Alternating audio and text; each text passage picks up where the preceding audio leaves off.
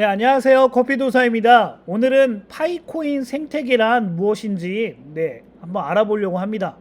여러 유튜버들이나 많은 분들이 파이코인 생태계라고 말씀을 하시는데 그 개념에 대해서 제가 한번 정리를 해봤어요. 제가 생각하는 파이코인 생태계는 이런 내용이다라는 것들인데 이게 꼭 맞다 아니다를 떠나서 이런 개념을 좀 이해를 하셨으면 좋겠습니다. 그러면 파이코인 생태계로 한번 넘어가 볼까요? 우선 파이코인 생태계를 말씀드리기 전에 우리가 초등학교 때부터 생태계에 대한 내용들을 많이 배웠잖아요. 그 내용들에 대해서 한번 간략하게 먼저 설명을 드리겠습니다. 생태계에는 생산자와 환경과 또 소비자와 분해자 이렇게 네 가지 크게 네 가지 범위로 이렇게 설명을 할 수 있는데요. 첫 번째 생산자는 숲을 이루는 풀과 나무는 스스로 양분을 만드는 생산자이다 이렇게 나와 있고요. 그 다음에 환경은 햇빛, 온도, 흙, 공기, 물 등은 생태계를 구성하며 생물이 살아갈 수 있도록 도와주는 역할을 한다. 이렇게 할 수 있는 것들 이해되시죠? 소비자는 풀을 먹는 토끼와 또 이 토끼를 잡아먹는 독수리로 되어 있는 게 소비자고요. 분해자는 이 토끼가 죽거나 아니면 독수리가 죽었을 때 양분을 얻어 생활하는 버섯, 다른 생물의 양분을 얻어 생활하는 버섯이나 동물들의 시체를 분해하여 양분을 얻는 곰팡이 등이 분해자 역할을 한다고 합니다. 그래서 일반적인 생태계가 이렇게 구성이 되어 있어요. 그러면 파이코인 생태계도 이거하고 유사하게 돼 있다고 저는 생각이 들었거든요. 그래서 과연 파이코인 생태계에서 환경은 무엇이고 생산자는 무엇이고 소비자는 무엇이고 분해자는 무엇인지 한번 생각을 해봤어요. 그래서 첫 번째 소비자는 우리 지금 파이코인을 채굴하고 있는 파이오니어 같아요. 동의하시나요? 네. 아무튼 소비자는 파이온이라고 생각을 했고요. 그 다음에 두 번째는 환경은 우리가 지금 파이 네트워크에서 말하는 웹 3.0 그리고 또 우리 파이오니어들이 만들고 있는 노드 그리고 또 파이 결제 매장들이 우리 파이코인을 채굴하고 이것들을 쓸 수 있는 환경이라고 저는 생각을 했거든요. 그래서 이런 것들이 우리 파이코인 생태계의 환경이지 않을까 이런 생각을 하게 됐고요. 그리고 분해자는 우리가 뭔가를 이 파이코인이라는 걸 얻었잖아요. 그 얻은 거를 다시금 순환할 수 있는 역할을 해주는 게 저는 거래소라고 봐요. 그게 현금이든 아니면 수수료든 이런 것들을 통해서 우리가 얻었던 그 부분들을 다시금 순환할 수 있는 역할을 하는 게 거래소 덱스라고 저는 생각합니다. 그리고 최종적인 생산자는 다 아시겠지만 파이 네트워크죠. 우리 파이코인을 만들어주고 파이코인의 코인 자체를 채굴할 수 있게끔 모든 것들을 만들어주는 그 역할을 하는 게 파이 네트워크라고 생각을 해요. 그래서 환경도 중요하고 생산자도 중요하고 또 분해자도 역할도 있어야 되고 또 소비자인 우리 파이오니어도 있어야지만 전체적인 파이코인 생태계가 원활하게 돌아가지 않을까라는 생각을 하게 되었습니다.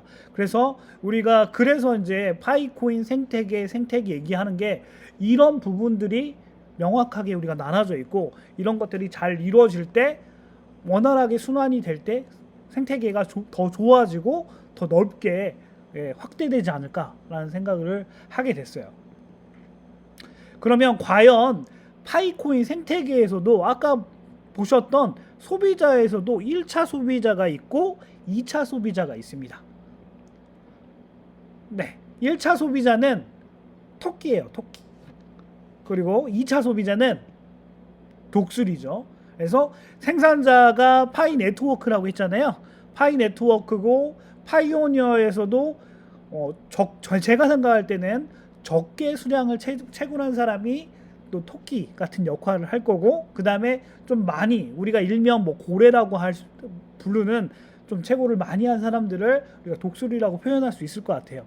다만 수량은 이렇게 한번 정해봤어요. 제가 이제 막 시작해서 한 개를 채굴해서 999개를 채굴한 사람이 토끼라고 저는 생각이 들었고요. 왜냐하면 우리가 블록체인에도 1000개가 평균 수량이라고 했잖아요. 평균 수량 이상을 가진 사람은 저는 독수리라고 생각을 했습니다. 그리고 그 2차 소비자에서도 최고의, 어떻게 보면 우리가 생태계에서도 약육강식이 존재하잖아요. 최상위 포식자는 뭐 고래이거나 상어이거나 또 사자이거나 이렇게 재밌게 표현하는데, 그분들은 뭐 몇십만 개, 몇백만 개 갖고 있는 사람이잖아요. 뭐 그 2차 소비자에도 그렇게 나눠질 것 같아요. 근데 그냥 우리가 좀 러프하게 크게 범주를 나누면 1차 소비자는 1개에서 999개 평균 이하로 갖고 있는 사람, 그리고 2차 소비자는 그 1000개 이상 평균 이상을 갖고 있는 사람을 우리가 이렇게 표현할 수 있지 않을까라는 생각을 하게 되었습니다. 그래서 뭐 각자 뭐 채굴한 양에 따라서 이렇게 나누긴 했지만 이건 제 생각입니다. 그래서 1차 소비자도 정말 중요하고, 토끼도, 생태계에는 토끼도 있어야 되고요, 독수리도 있어야 됩니다. 그리고 사자도 있어야 되고 고래도 있어야 됩니다. 근데 교란종은 없어야 돼요.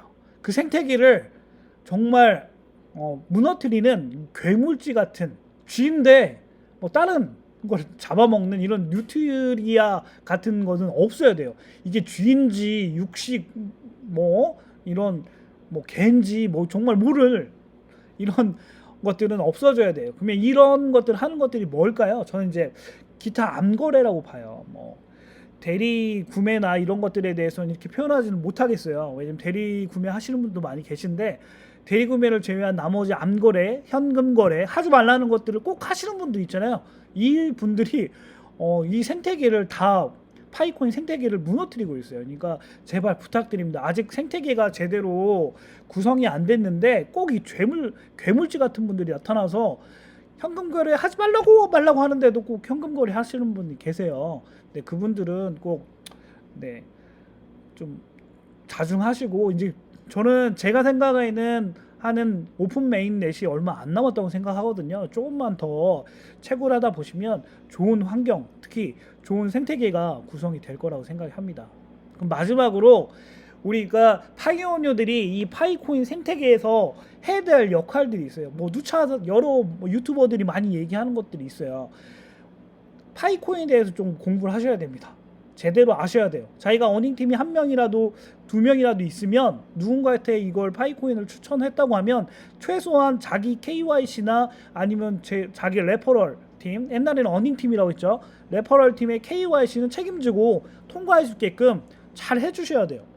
KYC가 떴을 때 막 이렇게 불안해하지 마시고 가서 잘 숙지를 한 다음에, 아니면 뭐 여러 유튜버들이나 블로거들이 정리했던 내용들을 바로바로 보내주셔서 자기 레퍼럴 팀이나 어닝 팀은 KYC가 제대로 통과될 수 있게끔 해주는 역할을 꼭 하셔야 돼요. 그래야지만 파이코인 생태계가 원활하게 돌아갈 수 있다고 저는 생각하거든요. 또한 결제 매장을, 요즘 되게 결제 매장들이 많이 늘어나고 있잖아요. 뭐 카페든 식당이든 또 온라인 뭐 파이챗몰이든 바터몰이든 온 오프라인을 떠나서 결제 매장에서 적극적으로 소비를 하셔야 돼요. 하셔야지만 이 생태계가 원활하게 돌아갈 수 있습니다.